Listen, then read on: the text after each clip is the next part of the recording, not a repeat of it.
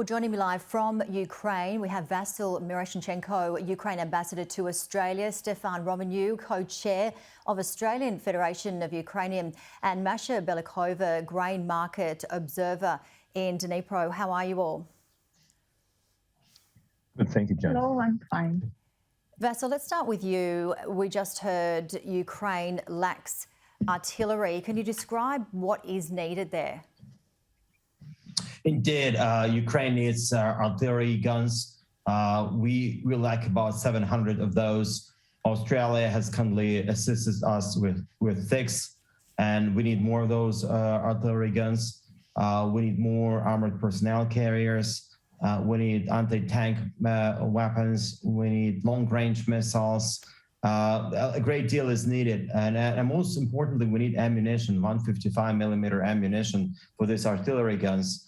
Where the range is about 40 kilometers, and the numbers which Russians have are indeed, they're outnumbering us. For every Ukrainian shell, you get at least 10 Russian ones. So we need that steady supply of weapons coming into the country to be able to repel the Russians, to be able to restore our sovereignty. And that's what's going on. And Australia has been punching above its weight, sending 285 million of military assistance to Ukraine, which included various pieces. But you see that this war is so brutal, the intensity of this war is so high that we need to see it coming on a regular basis from our allies, from our friends. And I'm extremely delighted that Ukraine has been able to discover a friend like Australia, so far away, but so close in terms of values, in terms of understanding what this fight is all about. Stefan, you visit Ukraine regularly from Australia. What have you been doing in this trip? And describe to us how the people are. We just heard in the report before that, people are reluctant to leave. There's no gas, there's no power, there's no water, but they don't want to go. Well, Janie, one thing we need to understand, I think everybody sees now, is the resilience of the Ukrainian people. Ukraine will not give up territory. Ukraine has lost too many lives, children, women, soldiers, to just let this go. So the fight will continue, and I support the ambassador in that call for more military aid, and Australia does punch above its weight. My role here at the moment is the Australian Federation of Ukrainian Organisations through our Ukraine Crisis Appeal. We've collected over $6 million. I'm just after this interview going to Irpin, where we're supporting the building of a shelter. We find there are a lot of displaced people here in Ukraine.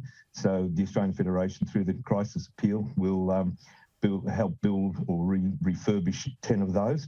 I was yesterday at the Ukrainian Catholic University in Lviv, where is our drop-off point. So we've sent over 200 pallets of medical aid, which is being distributed. My role was to see how the logistics work. We have a great team in Australia headed by Darka Sinko and Liz Poslowski, who are doing an amazing job.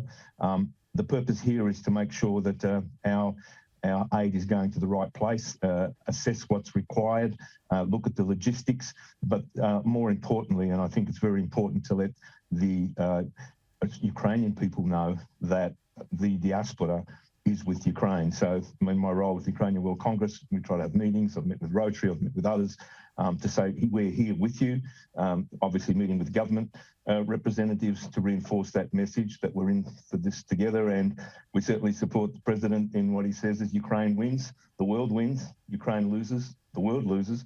We're fighting a war of values, and Mr. Putin and all those associated with him have to be brought to justice. As I said, I'm going to Irpin and Bucha in a couple of minutes to look at one of these sites. But I've been there a couple of times now. You see the pain on people's faces, but you also see their resilience. So we call on the world, continue to support Ukraine militarily and from a humanitarian point of view, and also from a legal perspective. And Masha, explain to us about Ukraine's grain. Ukraine, I believe, is the world's 4th largest grain exporter, and we've been reading Russia is blocking the exports of grain from Ukraine ports. How is this on a global scale? So, for now, we still have our deep sea exports blocked, and like Russia's saying that they are not blocking, but while their navy is still in our waters and they are still attacking our cities in Odessa or Nikolaev or Kherson. So like we are not believing that they will let us move our vessels and will not attack if we demine the waters. And if we're talking about this year, there is of course already a huge deficit of grains, and wheat, corn, sunseeds, oils as well, because Ukraine is a huge exporter of those grains. And right now our logistics just can't handle the same volumes that we have before. But the biggest issue is more about the next crop, because right now Ukrainian farmers are already losing money because our logistics is too expensive, so we can't even earn money, while the whole world and Russia as well, they have they benefiting from the prices, from the high prices, record prices, and they earn money, while our farmers, our producers, our exporters are not able to do that. And right now it's a question where we will get the money for the new crop.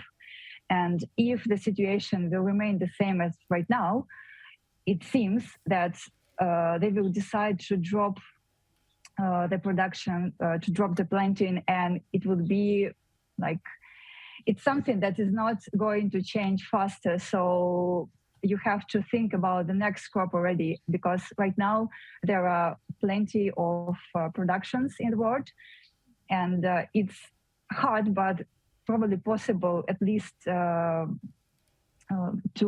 cover at least part of the deficit.